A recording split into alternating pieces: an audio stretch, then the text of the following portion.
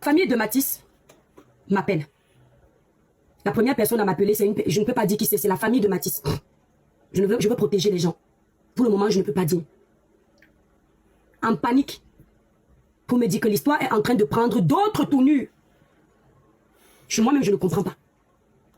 On me fait comprendre que l'avocat de la famille de Matisse, c'est-à-dire qui représente la famille Matisse, qui défend les intérêts de cette famille, est arrivé chez le procureur pour le dossier de Matisse. Quand il arrive là-bas, il trouve qu'un avocat fictif s'est présenté avant lui. Comment je peux dire fictif là? Parce que nous tous on doit comprendre. Fictif, un faux avocat, voilà. Il trouve qu'un faux avocat. Donc on a pris un faux avocat, s'il vous plaît, vous allez taper fictif, moi je préfère dire ça. Ils ont pris, merci là-bas, fake, un imposteur, merci Collins, merci c'est même mieux. Un avocat, un imposteur. On a envoyé un imposteur se faire passer pour la famille de Matisse. Il faisait semblant de représenter la famille de Matisse. Écoute bien le Dieu donné 100 ans. Parce que je ne sais pas si tu as écouté à cet endroit. Bipez 100 ans d'avance, s'il vous plaît. Si j'insiste, c'est parce que je sais que c'est quelqu'un de bien. Je sais que les choses comme ça, il n'aime pas l'injustice.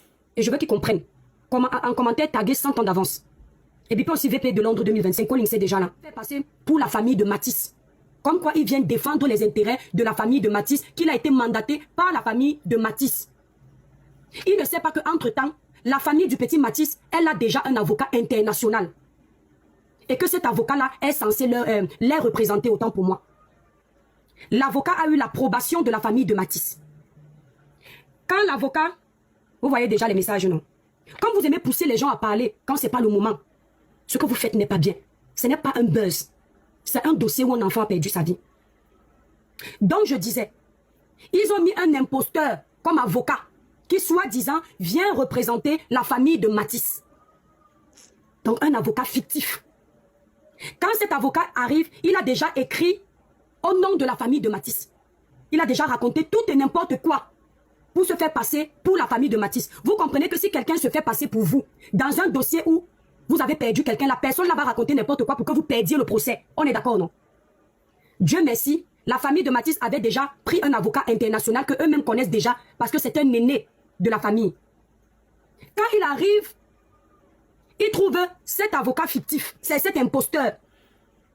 Il dit que mais c'est quoi ce charabia? C'est moi qui suis l'avocat de la famille de la victime. Voici la preuve que je suis l'avocat. Voilà l'approbation de la famille, voilà les informations. Je tiens à préciser que je paraphrase mot par mot les informations qui m'ont été données par la famille du petit Matisse. De la même façon qu'ils étaient venus me donner les informations pour vous raconter le procédé avant que le petit Matisse perde la vie. Et ces mêmes informations, avant qu'elles n'atterrissent sur les plateaux de télé, vous vous êtes rendu compte que même quand elles ont atterri sur les plateaux de télé, c'était la même chose. Ce n'est pas moi qui étais sur place. Je n'avais pas vu comment on ripait Matisse. Mais j'avais eu toutes les informations toujours par cette même famille, les mêmes personnes. Donc je parle toujours au nom de ces mêmes personnes. C'est comme un avocat qui vient vous défendre. Il n'est pas souvent là quand les faits se sont produits. Mais vous relatez les faits à cet avocat et il paraphrase pour vous. Nous sommes bien d'accord. C'est ainsi que l'avocat dit, c'est quoi ce charabia? C'est quoi ça? C'est moi qui suis l'avocat de la famille. Ils sont les documents qui attestent qu'il est effectivement l'avocat de la famille. Scandale là-bas. L'avocat finit ce qu'il a fait là-bas. Je tiens à préciser qu'il y a des détails de cette affaire que je laisserai le temps à la famille, s'ils le veulent, de venir ici clarifier. Tout ce que je dis là, que je paraphrase là, c'est ici dans mon téléphone. Relaté par la famille. Colin, cet témoin, le voilà en commentaire. Je ne veux pas entendre demain que merci. Wow, wow, wow. Quand ça se passe comme ça, l'avocat appelle la famille de Matisse pour leur dire, voilà ce que j'ai découvert en arrivant ici. Merci Leslie. J'ai découvert qu'on avait déjà envoyé un faux prédécesseur, donc, c'est-à-dire un faux avocat, un imposteur, pour se faire passer pour moi, pour venir vous défendre. La famille tombe des nues.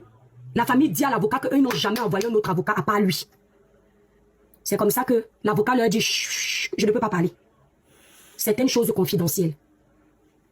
L'avocat qui est un avocat qui travaille beaucoup, j'ai dit que c'est un avocat international, donc il n'a pas toujours le temps. Un confrère imaginaire, merci. Il doit se rendre à Douala et revenir pour le procès de Matisse. Il se rend à Douala avec sa femme. Je tiens à dire que je suis en train de paraphraser les déclarations de la famille de Matisse. J'insiste. Je ne vais pas me faire avoir comme le dossier de Samiline. L'avocat doit se rendre à Douala. Il prend la voiture avec sa femme pour se rendre à Douala. Embuscade. L'avocat part à Douala avec sa femme. Il roule au calme. Embuscade.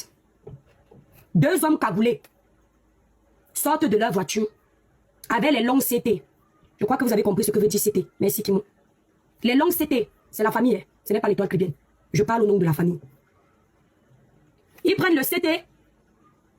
Ils mettent 9 coups. Tchoup, tchoup, tchoup, tchoup, tchoup, tchoup, tchoup, tchoup, tchoup, à l'avocat de la famille de Matisse. D'accord? Devant sa femme. Après, ils partent.